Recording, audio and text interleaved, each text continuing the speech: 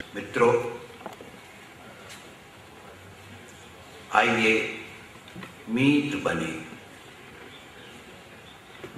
मित्र और मीत का जो रिश्ता इस नाम में है, मैं उस तरफ आपका ध्यान आकर्षित करना चाहता हूं। घर वालों ने मित्र नाम रख दिया होगा, उन्हें मुक्तिबोध के मित्र का शायद पता न हो कि मुक्तिबोध ने मित्र पर क्या जिम्मेदारियां डाल रखी हैं। फिर उन्होंने शायद स्वयं चुनकर अपना नाम मीत रखा होगा, है ना? यही बात। बड़ी जिम्मेदारी ओढ़ ली आपने। बड़ा मुश्किल है मीत बनना। जब आप का पहली बार मैंने नाम सुना तो एक फिल्म का गीत याद आया, आ लौट के आजा मेरे मीत, तुझे मेरे गीत बुलाते। जिस आदमी ने अपना नाम मीत रखा हो, उसे गीत बुलाएंगे ही। और आज सारी दुनिया के जितने भी उत्पीड़ित, दलित, प्रताड़ित लोग हैं, वह एक स्वर से यही गीत गा रहे हैं, आओ मीत बन जाए।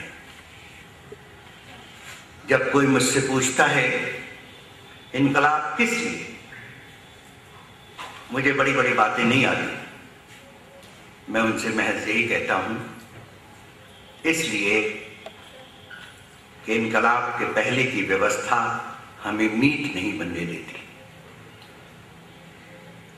तो इस गोष्ठी में इस बहाने भी आना हुआ। पहले तो मैं ये जान लूं कि मुझे कितना समय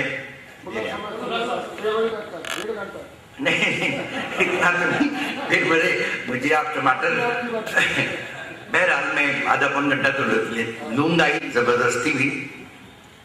तो मैं आपसे ये कहना चाह रहा हूं, जब मैं आया तो बहुत गर्माहट के साथ मेरी मुझसे बात हुई आयुष्मान की, और जब मैं जाने लगा तो सड़क की बाईं तरफ मैं था और सड़क की दाईं ओर वो थे, और आखिर में सलाम दुआ भी नहीं हुई। तो मैं डरा हुआ हूं कि आज भी कहीं ये नौबत ना आए, लेकिन मुझे पता है कि ये गोष्ठी, तो फिर क्या बोलूं, सारी बातें तो बोली जा चुकी। तो आयोजकों की लाज कैसे रखी जाए, अध्यक्ष बना दिया उन्होंने, कुछ तो कहना ही पड़ेगा जो महत्वपूर्ण हो, तभी तो उनका अध्यक्ष बनाना मुनासिब माना जाएगा। कोशिश करता हूं, और कोशिश करने में मैं अपनी उस आकांक्षा के पूरा होने से अपनी बात शुरू करूंगा कि मैंने आज से 3-4 साल 5 साल पहले विनोद शाही को जाना, और जब जाना तो ऐसा लगा कि अब तक क्यों नहीं जाना, क्योंकि मैं समझता हूं कि हिंदी साहित्य का सबसे कमजोर पक्ष है मौलिक चिंतन का अभाव।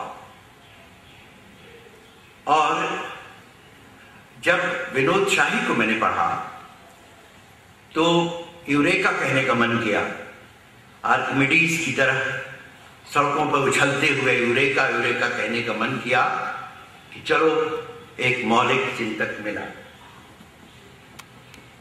और जयशंकर प्रसाद पर जब इनकी किताब पढ़ी, जयशंकर प्रसाद जिसे निराला के बरक्स रखकर प्रायः कद जिसका छोटा कर दिया जाता है, उस प्रसाद की व्याख्या रामायण की व्याख्या और क्या क्या, तो मैंने पढ़ा बहुत था, सुना नहीं था। आज जब सुना तो लगा कि ऐसी गोष्ठियों में ऐसे ही बीज वक्तव्य दिए जाने चाहिए,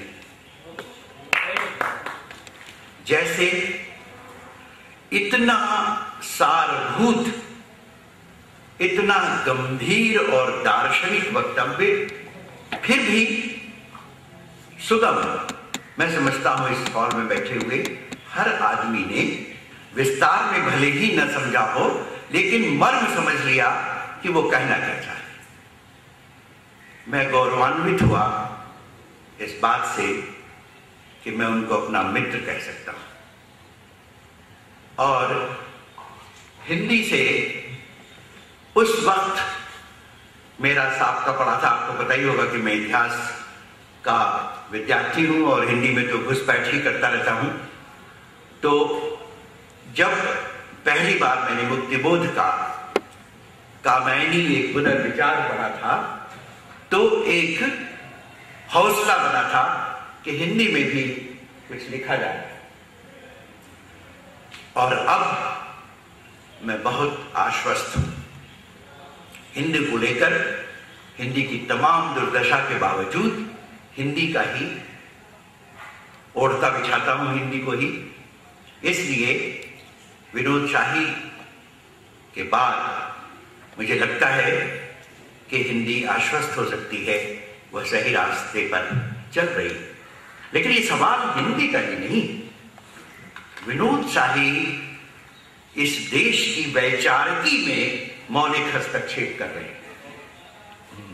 और यूरोप में डेमोक्रेसी की, वह किस लिए? क्योंकि ब्रिटेन के शासकों को लगा कि कुछ सामंतों का साथ अगर हमें नहीं लिया गया तो हमारा राज करना मुश्किल होगा। उन्होंने चार्टर को ग्रांट कर दिया और एक प्रकार से वह मैग्ना कार्टा हो गया। और तब से लेकर आप देखिए, जो ग्लोरियस रिवॉल्यूशन कहलाता है 1688 का, वह रिवॉल्यूशन एक समझौता था और उसका बाकायदे शासन करने वालों ने अपने हक में इस्तेमाल किया। और लॉक नामक विचारक ने बाकायदे उसको एक दार्शनिक स्थापना दी। जब फ्रांसीसी क्रांति हुई और वहां पर स्वतंत्रता, समानता, भ्रातृत्व के नारे लगाए गए, तो वहां भी एक, जबकि वह जनतंत्र के पक्ष में सबसे बड़ा आगे बढ़ा हुआ संघर्ष था। फ्रांस के क्रांति को पूंजीवादी व्यवस्था की सबसे शानदार कृति माना जाता है। फिर भी वहां पर भी उसे एक समझौते की तरह ही इस्तेमाल किया गया। और जैसे ही उस क्रांति के बाद पहला संविधान बना, तो उसमें ना लिबर्टी थी, ना इक्वालिटी थी, ना फ्रेटर्निटी थी। ऐसी स्थिति में जनतंत्र का विकास होता गया, लेकिन उसी तरह जैसे सेफ्टी वाल्व बढ़ता चला जाता है। और सबसे बड़े दुख की बात है कि जनतंत्र को समाजवाद ने भी विकसित नहीं होने दिया। और इस बात पर मुझे शक है। दुनिया में जब सोवियत व्यवस्था बनी तो उसमें समानता की बहुत बात की गई, लेकिन स्वतंत्रता वहां कार्यान्वित नहीं की गई। और सोवियत यूनियन की असफलता के सबसे बड़े कारणों में है कि वहां स्वतंत्रता नहीं थी। चीन में स्वतंत्रता की बात माओ सेतुंग ने की थी, जब उन्होंने कहा था कि हजारों फूल खिले, let hundreds of flowers blossom, तो वह एक जनतंत्र की ही बात थी। जब ज्ञान कला गोष्ठी में उन्होंने भाषण दिया, जो आज हिंदुस्तान में खूब पढ़ा जाता है, तो उसमें जनतंत्र की ख्वाहिश शामिल थी। जब बॉम्बार्ड द हेडक्वार्टर की बात की गई और ग्रेट प्रोलेटेरियन कल्चरल रिवॉल्यूशन वहां जिसे कहा जाता है वो शुरू हुआ, तो इसीलिए क्योंकि हेडक्वार्टर अनडेमोक्रेटिक हो गया था। तो लेकिन आप जानते हैं कि वहां भी जनतंत्र पनपा नहीं, और स्वतंत्रता समानता दोनों एक ही सिक्के के दो पहलू हैं।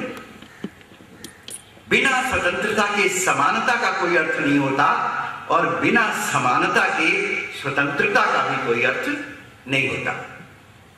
इसीलिए दुनिया में न तो बूर्जुआ डेमोक्रेसी पनप पाई, क्योंकि वहां समता नहीं थी, स्वतंत्रता की बातें थी जो खोखली हो गई, और जिन देशों में समाजवाद की बात की गई वहां समता की बात तो की गई, लेकिन स्वतंत्रता नहीं दी गई, इसलिए वहां समता भी खोखली हो गई। तो इसलिए दोस्तों, जनतंत्र तो कहीं भी आया ही नहीं, और वही तो लड़ाई है, एक जनतंत्र लाने की लड़ाई।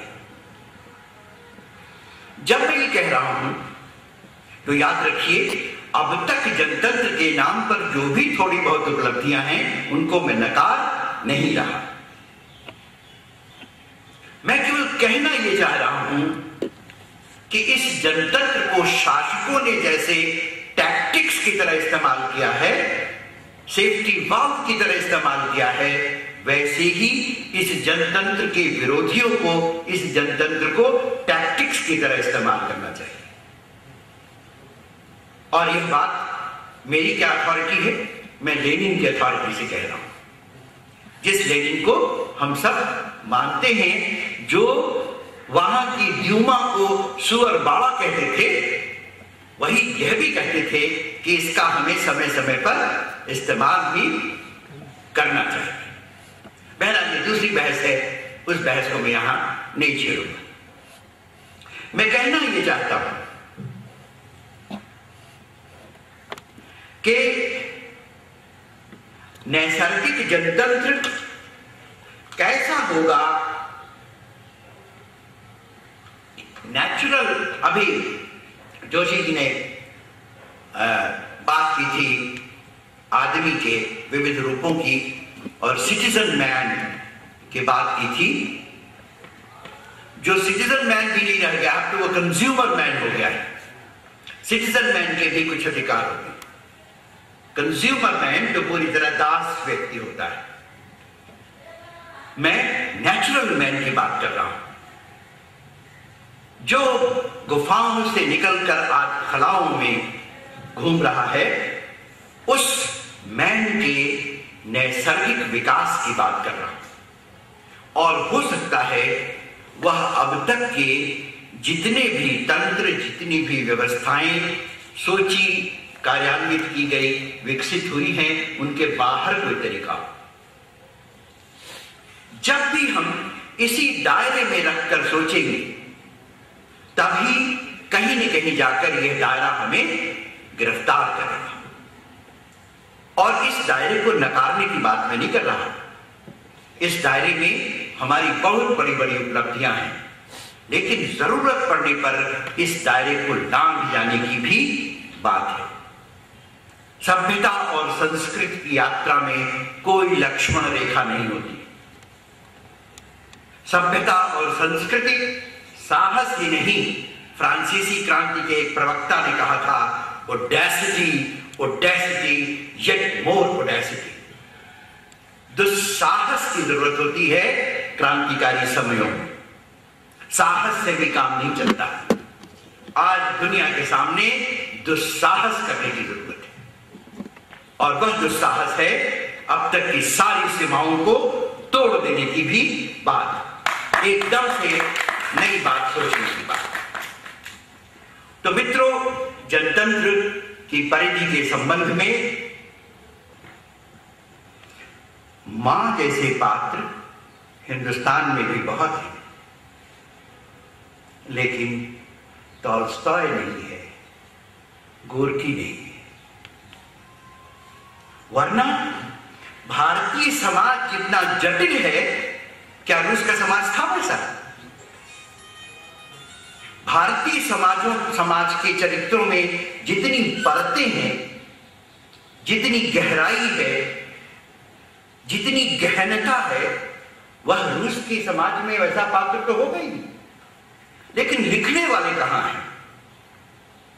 बड़ी अदब के साथ मैं कहता हूं, प्रेमचंद के उपन्यास भी इस मामले में छोटे हैं विश्व साहित्य के स्तर पर रखने पर। प्रेमचंद के किस उपन्यास को वॉर एंड पीस के बगल में रखेंगे आप? एना कारेनिना के बगल में रखेंगे आप? इसलिए जो पात्र आए हैं इन तीनों उपन्यासों में, उससे वही पात्र या बहुत सारे दूसरे पात्र जिन्हें आप जानते होंगे, वह अपनी तमाम परतों के साथ आए, अपने परिवेश की तमाम जो गुत्थियां हैं उनको लेकर आए, अपने तमाम अंतर मंथन के साथ भी आए। जब हम सोचते होते हैं तो हम क्या सोचे यह भी सोचते होते हैं, और लेखक वह जो हमारे कॉन्शियस, अनकॉन्शियस, सबकॉन्शियस, हमारी आकांक्षाओं महत्वाकांक्षाओं सबको समेट सके, उसका संश्लिष्ट चित्रण कर सके, तब जाकर वह हमें भी वह दिखा पाता है जो हम हैं लेकिन नहीं जानते कि हैं। ऐसे में मित्रों, हिंदी साहित्य से, मीत से, और छोटा मोटा लेखक मैं भी हूं, इसलिए अपने से भी मैं उम्मीद करूंगा कि हम समकालीन लिखें, आज की जरूरत के मुताबिक लिखें। और प्रेमचंद जी चाहता था कि साहित्य मशाल बने। आइए हम सब मिलकर मशाल बने।